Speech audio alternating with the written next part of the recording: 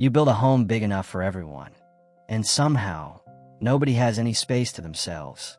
That's the cruel irony of the traditional open-plan family home.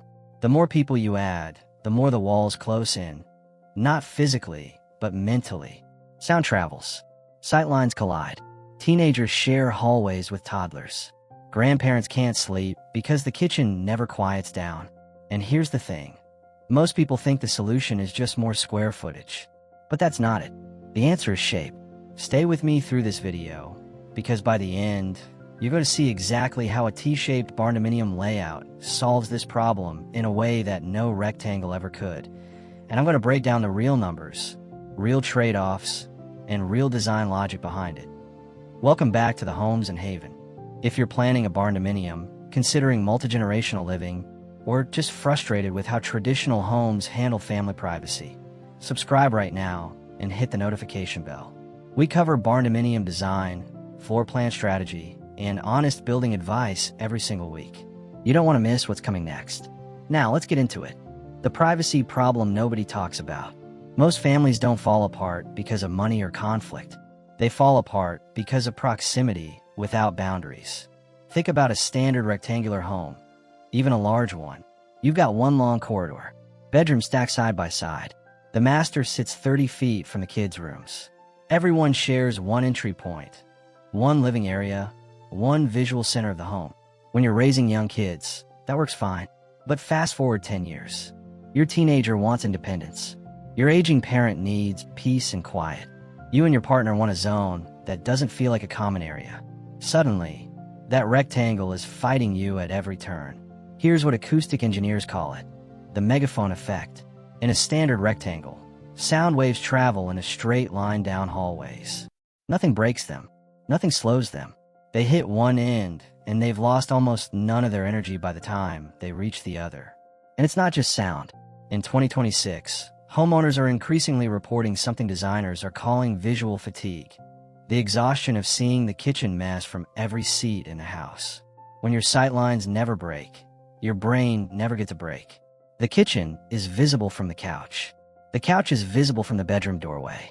There's no visual relief, ever. Traditional fixes, adding walls, closing off rooms, building additions, are expensive patches on a structural problem. You're trying to retrofit privacy into a shape that was never designed for it. What makes the T-shape different? Here's where the Barndominium advantage kicks in, specifically the T-shaped floor plan. A T-shaped Barndominium has two primary wings connected by a central shared space. Picture it like this. One wing runs horizontally. That's your main living zone, your kitchen, dining, great room. Then a second wing extends perpendicular off the back or front. That's where private spaces live. What does that geometry actually do? First, it kills the megaphone effect. The junction where the two wings meet acts as a structural sound break. Sound has to diffract around a corner to reach the second wing. By the time it gets there, it has already lost significant decibel energy. That's not just a feeling, that's physics. Second, it solves visual fatigue by separating what designers call the messy zone from the quiet zone. Your kitchen and dining area live in one wing. Your bedroom corridor lives in the other. They connect through the junction, but they don't bleed into each other visually. You can sit in your bedroom wing and never see a dirty dish. Third, it creates two distinct ends of the home. In a multi-generational setup, you place a parent suite at the far end of one wing and a master suite at the far end of the other. They share common space at the junction, but each has a private corridor that belongs only to them. Nobody walks past anyone's bedroom to get to the kitchen. Fourth, the shape creates outdoor privacy zones naturally. Each wing faces a slightly different direction, which means you can design covered porches or patios off each wing that don't look directly into each other. Private outdoor space without building a fence. This is what the rectangle can never give you: directionality. A T-shape has it built in. What a T-shape costs versus a rectangle. Let's be honest here, and this is where a lot of Barndominium content falls short. A T-shaped layout does cost more to build than a simple rectangle. Here's exactly why. In post-frame and steel frame construction, corners are expensive. Every corner where your two wings meet requires an extra heavy-duty post, specialized trim work, and complex foundation forming.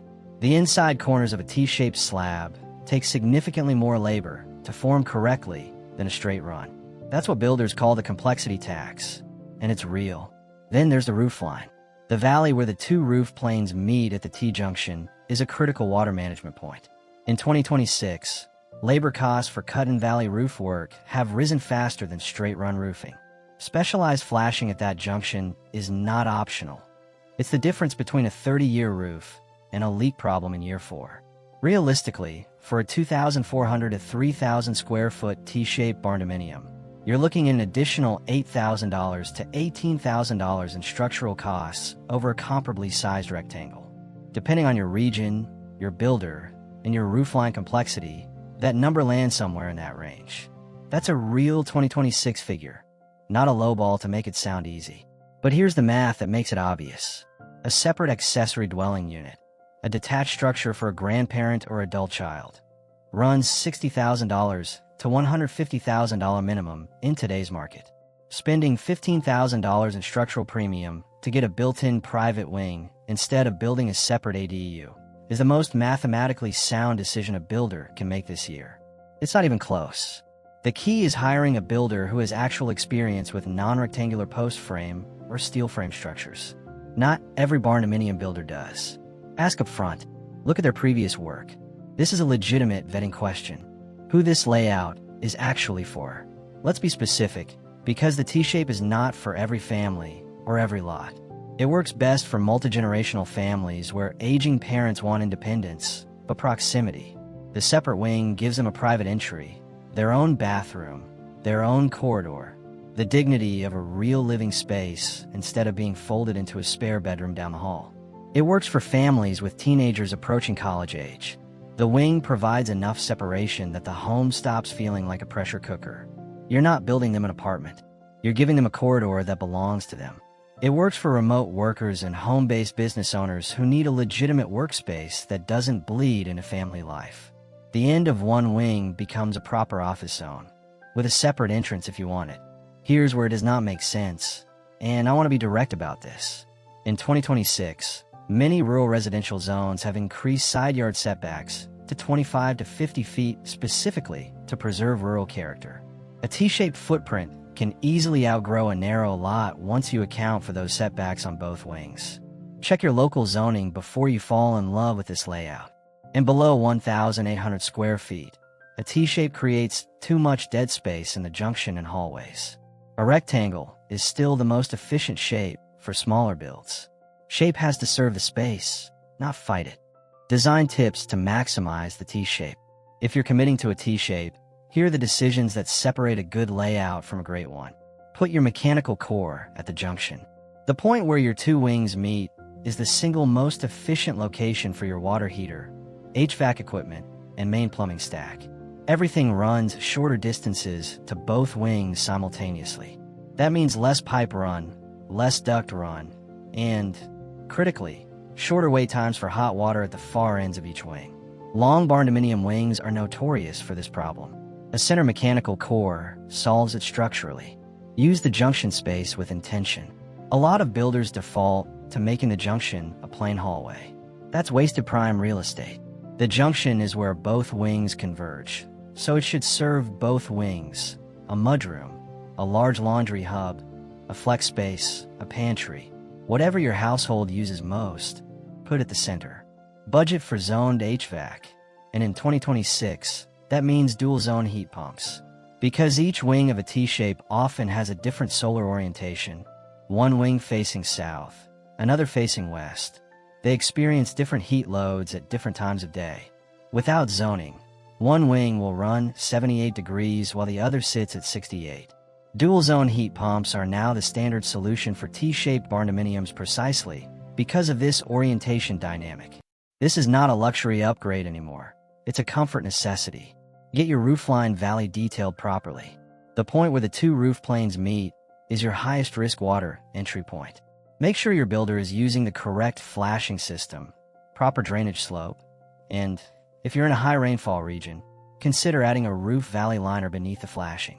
This is the one place a T-shape demands more attention than a rectangle, and it's non-negotiable. The T-shaped barndominium is not a trend. It's a structural answer to a real human problem. The need for people who love each other to also have space from each other. It costs more upfront. It requires a builder who knows what they're doing with a non-rectangular footprint.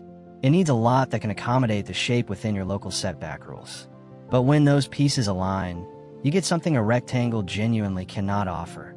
A home where multiple generations, multiple lifestyles, and multiple schedules coexist without friction. If this video helped you think differently about your floor plan, do 3 things right now. Like this video so more families can find it. Drop your questions in the comments. I read everyone.